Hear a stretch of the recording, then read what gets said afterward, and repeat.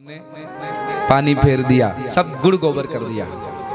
इसलिए इन सब के साथ एक कोशिश यह भी हो कि हम सत्य का पालन करें। देखिए, सत्य बोलने में एक बहुत अच्छी बात यह है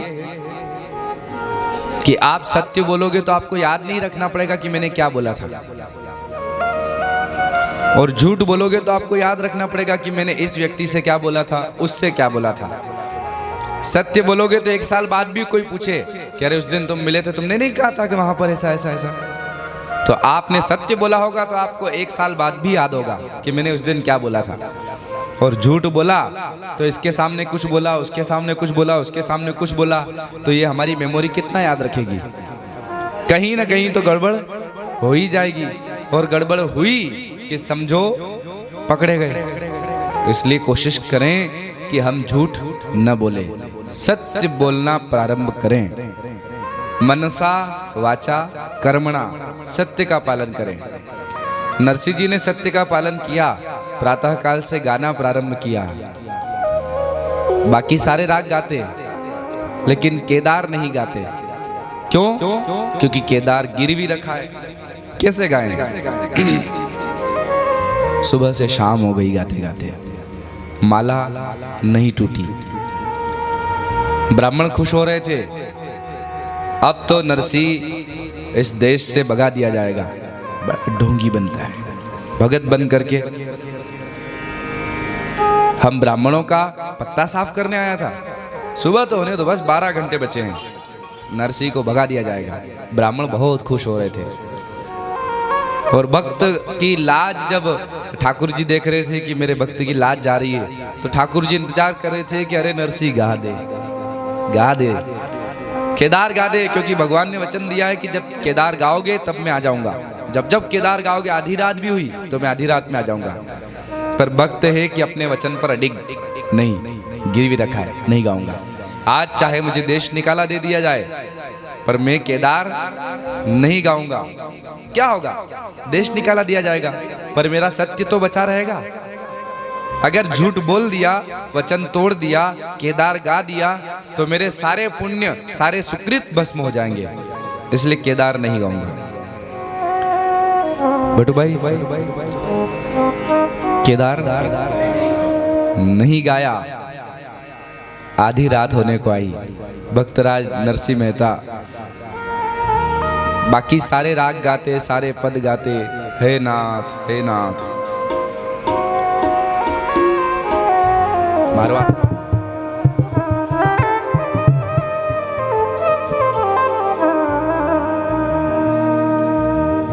मौसम कौन कुटिल खलकामी,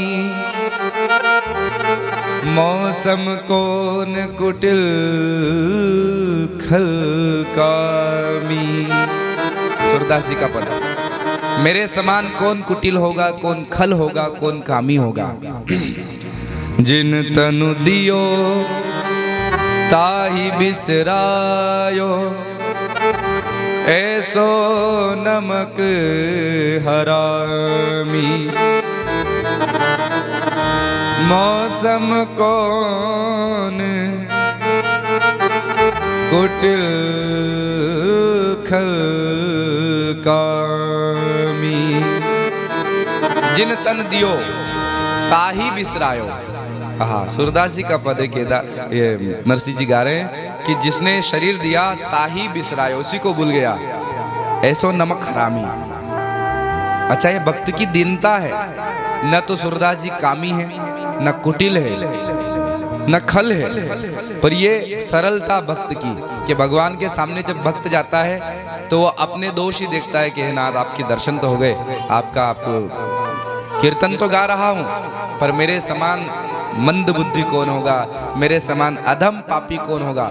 भक्त कौन? जो अपने दुर्गुण देखे, वो भक्त। और जो दूसरों के दुर्गुण देखे और अपनी अच्छाई देखे कि मैं अच्छा हूं, ये इसमें ये गड़बड़ी है, वो भक्त नहीं बन सकता। भक्त बनना है तो दूसरों के दोष नहीं, खुद के दोष हम देखें कि मुझ में क्या क्या दोष है।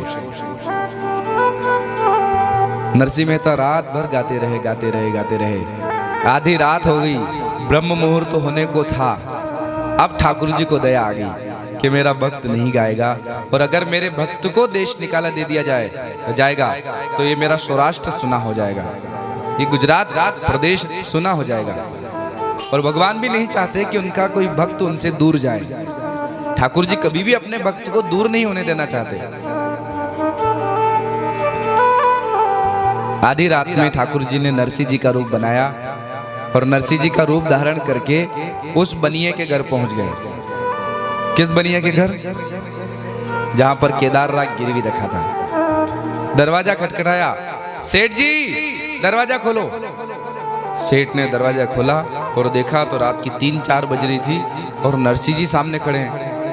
अब उसे नहीं मालूम कि ये नरसिंह नहीं है, ये तो नरसिंह जी का रूप धारण करके द्वारिकाधीश आए हैं। सेठ ने कहा, अरे नरसिंह जी आप? हाँ। क्या हुआ? बोले आपने जो मुझे राशन दिया था, दाम देना बाकी था, मूल्य चुकाना बाकी था, ये लो। और धन दे करके कहा कि मुझे लिख कर दे दो कि मैंने तुम्हें ऋण किया। सेठ ने कहा, नरसिंह जी सुबह आ जाते, इतनी क्या जल्दी थी? बोले नहीं तुम तो लिख कर दो। तो सेठ ने लिख कर दिया कि नरसिंह मैं तुम्हें ऋण करता हूँ, और जो ऋण करना ये लिखा। ठाकुर जी ने वो पत्र लिया और ले करके जाने लगे मंदिर की ओर, और मंदिर तक पहुंचे उसके पहले नरसिंह से उन्होंने सेठ का रूप धारण कर लिया। पहले नरसिंह का रूप धारण किया था, अब सेठ का रूप धारण कर लिया। ये छलिया कब क्या कर दे ये ही जाने। सेठ बन करके, और जहां वो सभा लगी थी इधर गायन चल रहा था, ब्राह्मण लोग खुश हो रहे थे। बस 2 घंटे बाद तो इसको देश निकाला, हमारी विजय हो जाएगी, खुश हो रहे थे। वहीं पर सेठ का रूप धारण करके भगवान गए, नरसिंह जी के पास में जाकर के हाथ जोड़े। भगवान ने भक्त को प्रणाम किया और पर्चा गोद में रखा। नरसिंह जी ने वो पर्चा जैसे ही देखा, मैं तुम्हें ऋण करता हूं, और नीचे वो सेठ के हस्ताक्षर, ओरिजिनल हस्ताक्षर, सील वगैरह जो भी लगी थी। अब नरसिंह जी ने एक बार तो इधर देखा तो रूप तो सेठ का था, पर भक्त की नजर से भगवान बच नहीं सकते। नरसिंह जी ने एक पल में पहचान लिया कि आधी रात में सेठ क्यों आएगा, और मैं तो गया नहीं तो ये ऋण करेगा क्यों? ये सेठ कोई और नहीं, ये मेरा सांवरिया सेठ आया है। प्रसन्न हो गए नरसिंह जी, और नरसिंह जी ने कहा, जब आपकी ही इच्छा है नाथ कि मैं केदार गाऊं तो ठीक है, अब मैं केदार राग गाऊंगा। और उसके बाद प्रातः काल का वक्त होने को आया, 3, 4, 5 के बीच का समय, और नरसिंह जी ने केदार राग गाया। सा म म प म प द नी द प म प म रे सा। दर्शन दो घनश्याम नाथ मोरी, अखियाँ प्यासी रे। दर्शन दो घनश्याम नाथ मोरे, अखियाँ प्यासी रे। दर्शन दो घनश्याम, दर्शन दो घनश्याम नाथ मोरे, अखियाँ प्यासी रे।